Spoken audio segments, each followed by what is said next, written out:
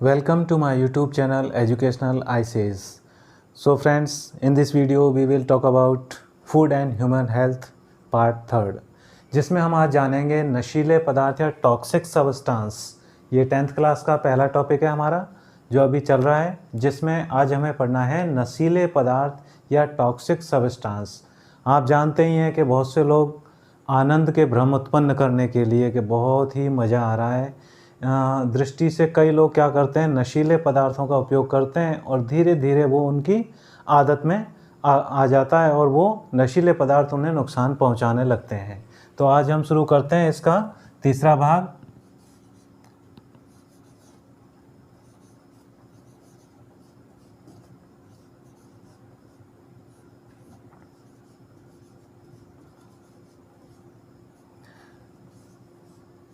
नशीले पदार्थ या टॉक्सिक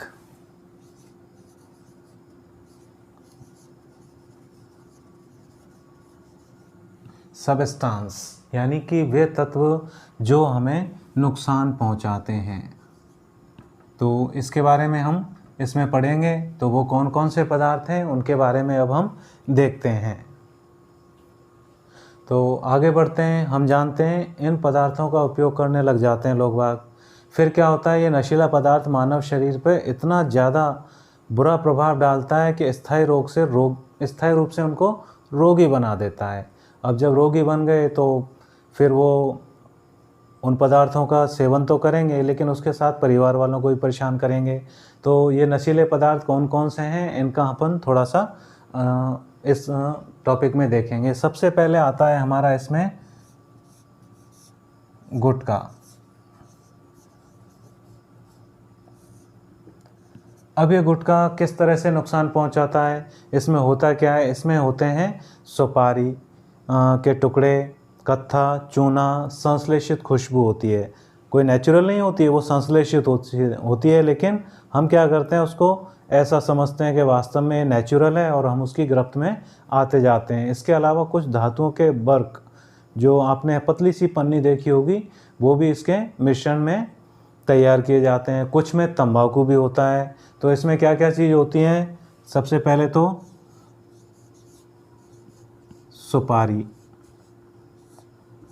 सुपारी के बाद में इसमें कत्था, चूना,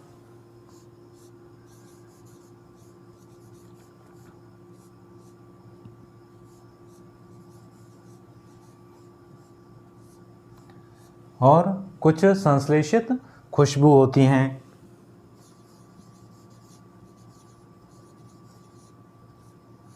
और कुछ धातुओं की बर्क, पतली सी परत होती है, लेकिन धातु तो कोई सी भी हमारे शरीर में जाए वो नुकसान पहुंचाएगी ही। इसके बाद इसमें और भी डाला जाता है तंबाकू।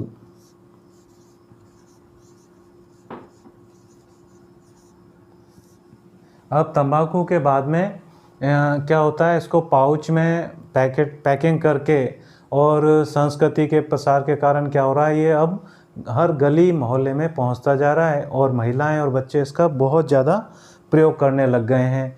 तो इससे हम देखते हैं कि कुछ धीरे धीरे इनमें आगे इसके प्रयोग करने से क्या होता है।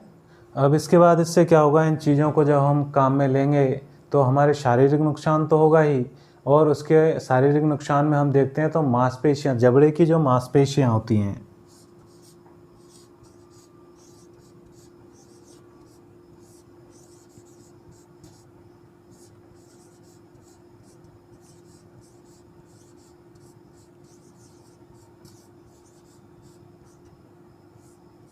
ये जबड़े की मांसपेशियाँ कठोर हो जाती हैं। कैसे हो जाती हैं? कठोर हो जाती हैं, जिसके कारण जबड़ा खुलता नहीं है। और जब जबड़ा नहीं खुलता है तो इसे कहा जाता है सबम्यूकस फाइब्रोसिस।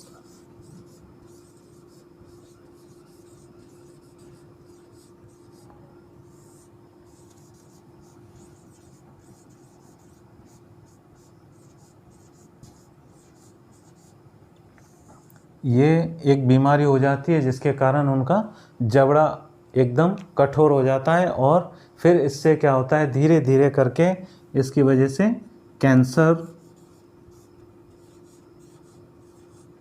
कैंसर रोग होने लगता है। तो थोड़ा सा इसको आप लिख लीजिए, फिर आगे बढ़ते हैं। अब आगे इसमें अगला हम देखते हैं नुकसान पहुंचाने वाला या टॉक्सिक सब्सटेंस कौन सा है। उसमें हम देखते हैं तंबाकू। सब पहले हमने पढ़ा गुटखा, अब आता है इसमें तंबाकू। ये टोबैको या तंबाकू होता है जिसको निकोटिएना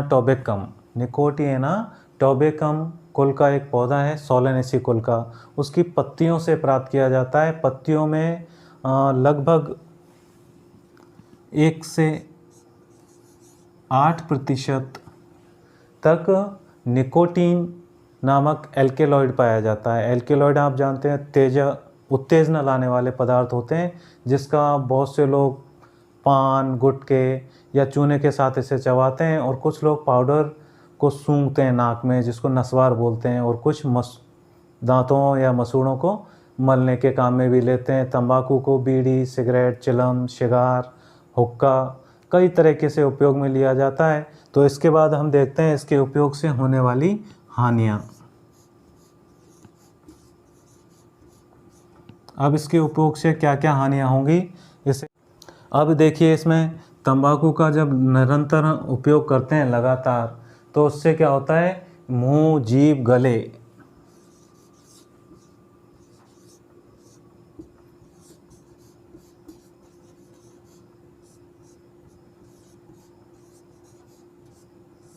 इनका कैंसर होने की संभावना बढ़ जाती है। फिर इसी तरह से तंबाकू में जो निकोटीन होता है, हमने यहाँ पर देखा कि इसमें 1 से 8% तक निकोटीन होता है।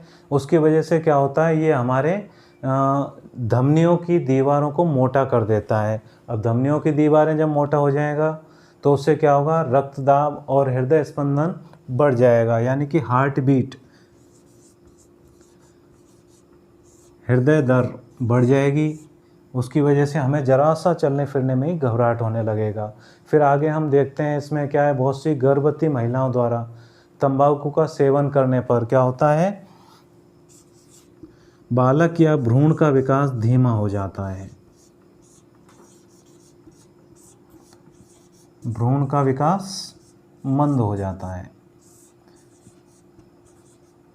तो गर्भवती महिलाओं को विशेष करके इससे दूर रहना चाहिए। इसके बाद हम देखते हैं इसमें सिगरेट के रूप में जो लोग इसको काम में लेते हैं, तो उसके धुओं में उपस्थित होती है कार्बन मोनोऑक्साइड। कार्बन मोनोऑक्साइड आप जानते हो, खुशबू तो अच्छी लगती है, लेकिन ये हमारे हीमोग्लोबिन में, रुधिर में जो ऑक्सीजन ले जाने की क्षमता होती है उसको कम कर देती है। O2 परिवहन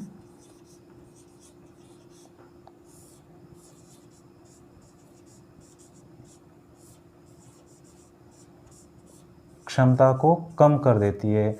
उसकी वजह से क्या होता है, हमें ये शुरुआत में तो अच्छी लगती है, लेकिन फिर धीरे धीरे हमारे ये नुकसान करने लगती है। तो इसके बाद हम देखते हैं कि सिगरेट, बीड़ी, इनके दुष्प्रभाव तो सेवन करने वाले को होते हैं, लेकिन पास में भी कोई बैठता है तो उसका भी स्वास्थ्य इनसे खराब होता है। और क्योंकि वातावरण में फैला हुआ है निकोटीन, और धुआं हवा के साथ उनके फेफड़ों में भी पहुंच रहा है, यही कारण है कि आजकल सार्वजनिक जगह पर इनको प्रतिबंधित किया हुआ है। सार्वजनिक स्थान पर ये क्या है, प्रतिबंधित हैं।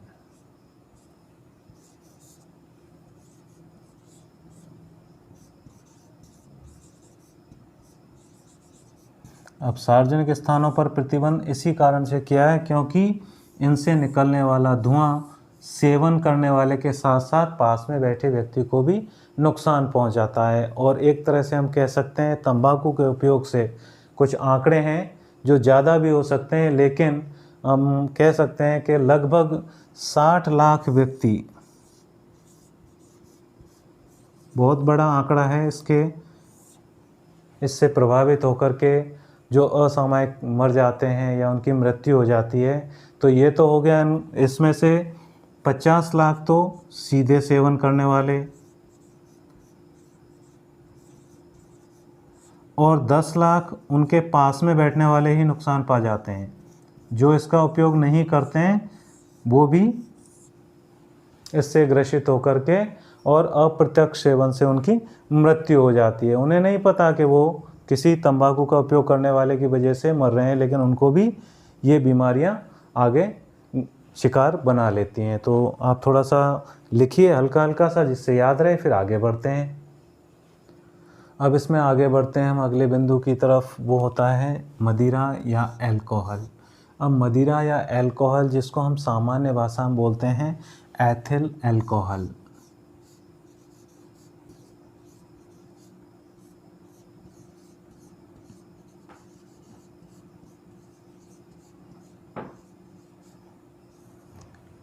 या फिर इसे एथेनॉल भी कहा जाता है।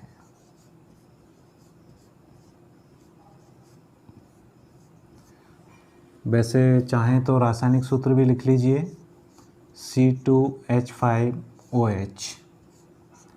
ये एक तरह का मादक पदार्थ है, अल्कोहल होता है, जो हमारे स्नायु तंत्र को प्रभावित करता है सीधा ही। अब इसमें अलग अलग बाज़ार में आजकल आती हैं मदिराओं में, इसका प्रतिशत तो अलग अलग होता है, लेकिन आजकल हो क्या रहा है कि उस प्रसार या प्रचार की वजह से इनका सेवन बहुत ज़्यादा होता जा रहा है और इसके दुष्प्रभाव बहुत सामने आ रहे हैं। तो हम देखेंगे मदिरा सेवन से होने वाले दुष्प्रभाव कौन कौन से हैं।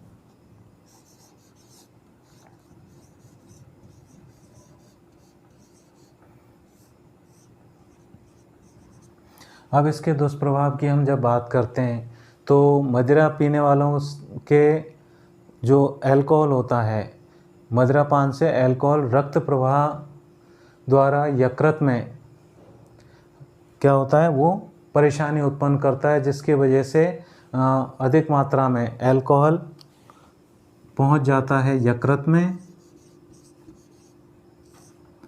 और ये यकृत इससे प्रभावित होता है। फिर धीरे धीरे उसमें एसिड यकृत में जाकर के एसिटाल्डिहाइड में बदल जाता है।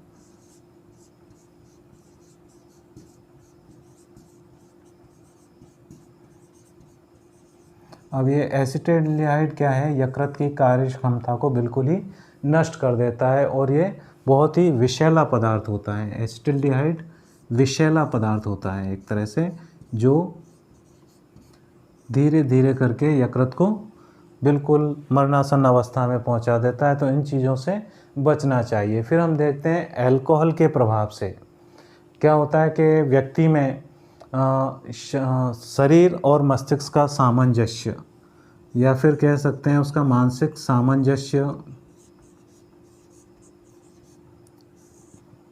कम होने लगता है और धीरे धीरे वो बिल्कुल ही मानसिक रूप से कमज़ोर हो जाता है। फिर आता है हमारे ये मस्तिष्क पर और क्या प्रभाव डालेगा, स्मरण शक्ति को कमज़ोर करेगा हमारे को। अब स्मरण शक्ति जब कमज़ोर हो जाएगी, याददाश्त जब कमज़ोर हो जाएगी, तो व्यक्ति आम इंसान की तरह व्यवहार नहीं कर पाएगा।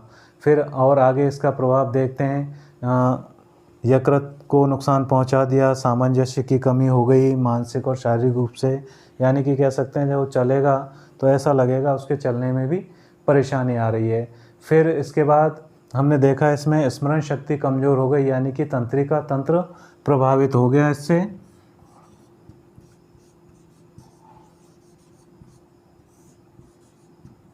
अब तंत्रिका तंत्र जब प्रभावित हो गया तो एक तरह से मानसिक रूप से वो कमज़ोर हो गया। फिर हम देखते हैं कि ये वसीय यकृत रोग हो जाता है, यानी कि फैटी लीवर। वसीय यकृत रोग यानी कि लीवर फैटी हो जाता है, बहुत ज़्यादा उसमें फैट जमा होने लग जाता है, जिससे कार्बोहाइड्रेट और प्रोटीन के संश्लेषण पर प्रभाव पड़ता है। इसके अलावा एक सबसे बड़ा प्रभाव इसका फिर क्या होगा, सबसे बड़ा प्रभाव होगा कि सामाजिक रूप से व्यक्ति एकदम उसकी कह सकते हैं प्रतिष्ठा खत्म हो जाएगी और आर्थिक रूप से कमज़ोर हो जाएगा, वो बर्बाद हो जाएगा, कहेंगे सामान्य भाषा में।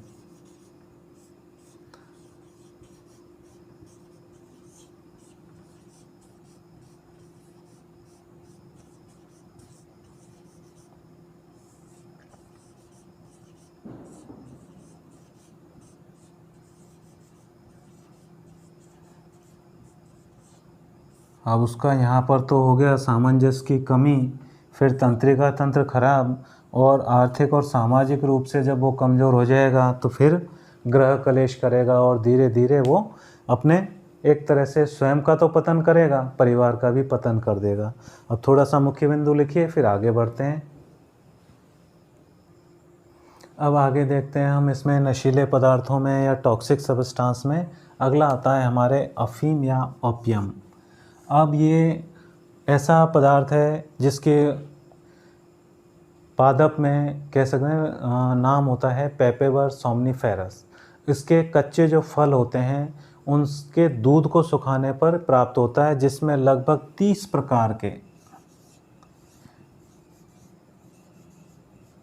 प्रकार के एल्केलॉइड्स होते हैं। ये क्या करते हैं, जिनमें से हम पहले तो जानेंगे जैसे मॉर्फिन,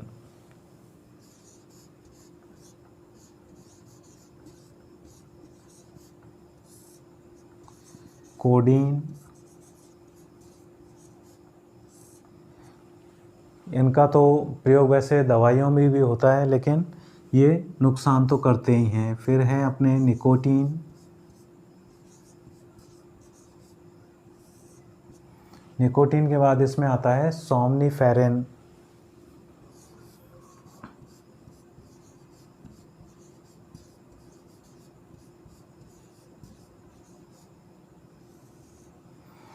सोमनिफेरिन और पेपेवरिन। पेपेवरिन ये सामान्यतः आपने देखा होगा कोडीन और मॉर्फिन ये हमारे दर्द निवारक दवाओं में होता है, बाकी इन चीज़ों का सामान्यतः उपयोग नहीं होता है। फिर इसमें आगे हम देखते हैं कि इसकी खेती की जाती है और शांति और आनंद की अनुभूति के लिए अफीम या उससे बने नशीले पदार्थ हेरोइन का उपयोग लोगों द्वारा किया जाता है। इनसे जो कह सकते हैं इन सबसे मिलकर के बनता है हेरोइन।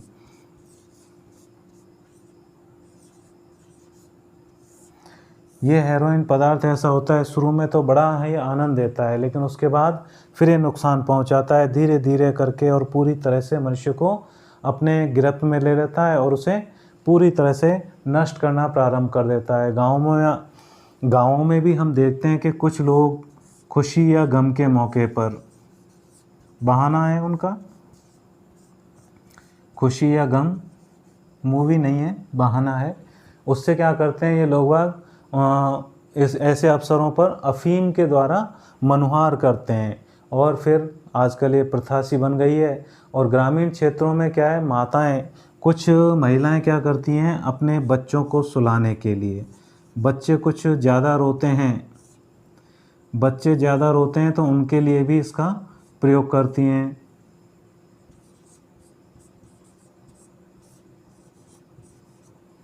तो उनको भी वो अफीम की थोड़ी मात्रा दे देती हैं, लेकिन वो फिर बाद में क्या है उनको आदी बना देता है। आदी बना दिया तो फिर जब वो बड़े होंगे तो उनमें इसकी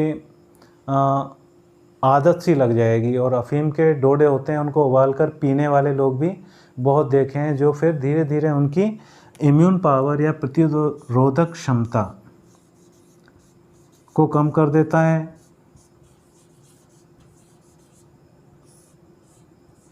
और प्रतिरोधक क्षमता कम होने के बाद उसकी बीमारियों से लड़ने की ताकत पूरी तरह से नष्ट हो जाती है और धीरे धीरे फिर क्या होता है बाद में कह सकते हैं कि वो व्यक्ति बार बार बीमार रहने लगता है। और इस तरह के डॉक्टर भी हैं या स्वयंसेवी संस्थाएं हैं जो इनसे बचने के लिए हमारी मदद करते हैं। कोई जो इसकी लत से ग्रसित हो जाता है तो वो फिर इन संस्थाओं की मदद द्वारा इनको छोड़ सकते हैं, इनसे बच सकते हैं। आगे देखते हैं, थोड़ा सा आप लिख लीजिए मुख्य शब्दों को।